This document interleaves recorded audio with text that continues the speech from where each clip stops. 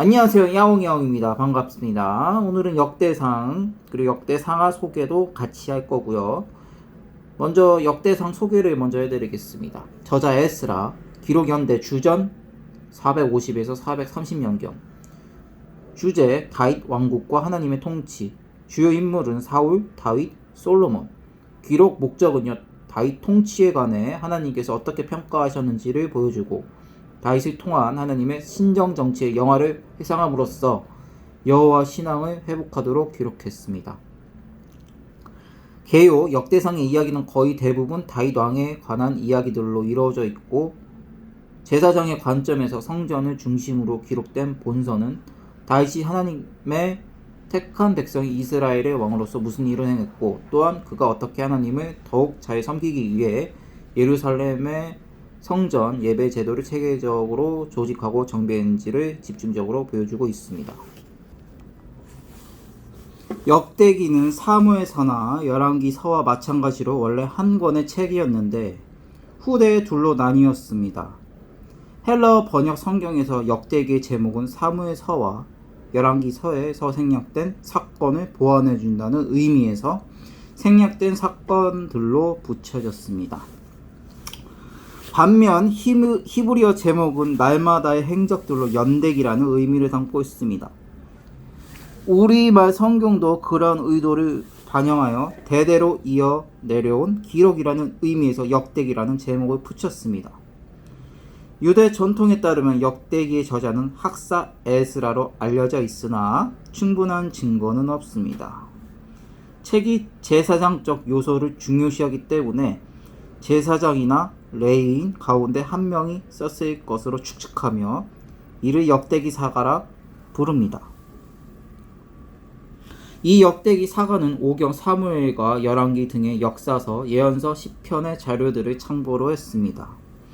그 외에도 아히야의 예언, 선견자 이도의 묵시, 스마야와 이도의 족보책, 사무엘, 나단, 가세글, 이스라엘과 유다 열왕기 주석, 솔로몬의 글, 다윗 왕의 역대 지략, 족보기록, 서신과 공식 문서, 군대 임명록, 연설문, 노래, 기도문 등 현재는 존재하지 않는 다양한 자료들을 사용하여 역대기의 독특한 신학과 목적을 가지고 기록했습니다. 역대기는 아담의 족보부터 시작해서 페르시아의 고레스칙 영이 선포된 주전 538년 시기까지를 다룹니다. 역대상 29장 7절에 나오는 다릭이라는 화폐 단위가 주전 515년 이전에는 만들어지지 않았기 때문에 화폐 유통 기간까지 생각한다면 많은 학자들은 역대기 저작 시기를 주전 4세기로 봅니다. 구약에서 가장 늦게 쓰여진 책에 속하며 히브리 정경의 요약이자 결론이라 할 수 있습니다. 그렇다면 역대기를 읽는 자들은 이미 포로 생활 이후에 디아스포라 세대이거나 재건 세대일 것입니다. 이들의 질문은 더 이상 왜 하나님이 자신들을 포로로 보내느냐가 아닙니다. 이것은 오히려 열왕기서의 관심사입니다. 오히려 이들은 포로 생활부터 오래 지났기 때문에 자신들의 정체성을 찾아야 했으며 자신들이 누군지에 대한 뿌리와 이제 자신들은 무엇을 하며 어떤 희망과 목표를 가지고 살아야 하는지에 대한 질문을 가지고 있었습니다. 역대기는 바로 이런 질문들에 대한 답을 주기 위해 쓰여졌습니다. 우리에게는 너무나 지루하게 느껴지는 역대상 1장부터 9장까지의 족보는 이들에게는 너무나 중요한 자신들이 누구인지에 대한 답입니다. 그리고 역대상 10장부터 역대하 36장까지의 역사는 자신들이 무엇을 하며 살아가야 하는지에 대한 답입니다. 역대기는 세 가지 요소를 강조합니다. 바로 다윗과 다윗 왕조, 제사장, 성전입니다. 다윗과 다윗 왕조가 중요한 이유는 다윗 왕조를 영원히 세우시겠다고 약속하신 다윗과의 언약 때문입니다. 나라도 없는 상태였던 이스라엘 백성들에게 이러한 언약의 약속은 유일한 희망이었을 것입니다. 언젠가는 다윗의 후손인 다윗보다 더 위대한 왕이 오셔서 세울 영원한 나라를 염원했을 것입니다.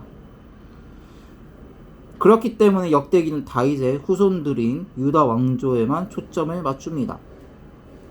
다윗 왕조의 족보는 그들의 조상 아브라함을 넘어 아담까지 거슬러 올라갑니다.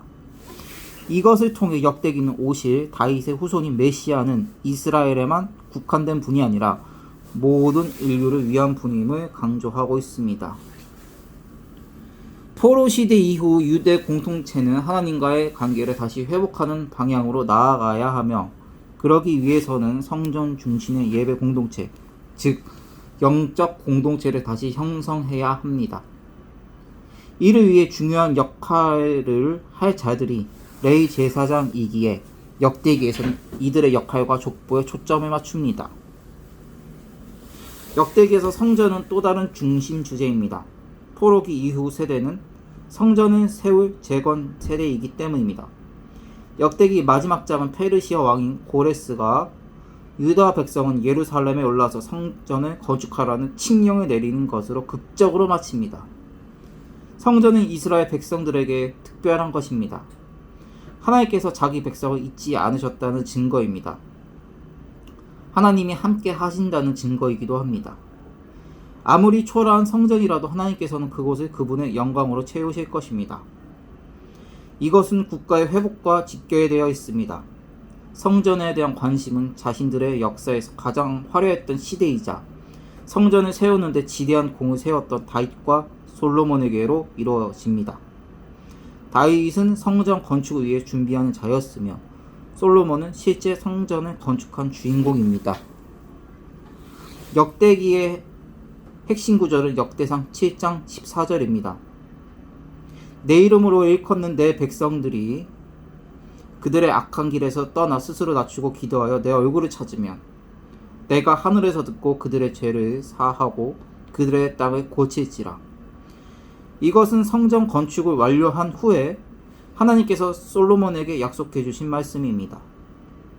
동시에 포로기 이후에 이스라엘 백성들에게 들려주고 싶은 하나님의 메시지이며 현대를 살아가는 우리에게 하나님께서 주시는 위로의 약속이기도 합니다. 하나님께서는 믿는 자들이 회개하면 죄를 사하여 주시고 그 땅을 고쳐줄 겁니다. 역대기를 묵상하실 때 개인, 가정, 국가의 회복이 일어나기를 기대합니다. 네, 오늘은 여기까지 하겠고요. 다음번에는 창세기 소개로 한번 먼저 읽어보겠습니다. 다음번에는 이제 새로 시작하는 느낌으로 해볼게요. 감사합니다.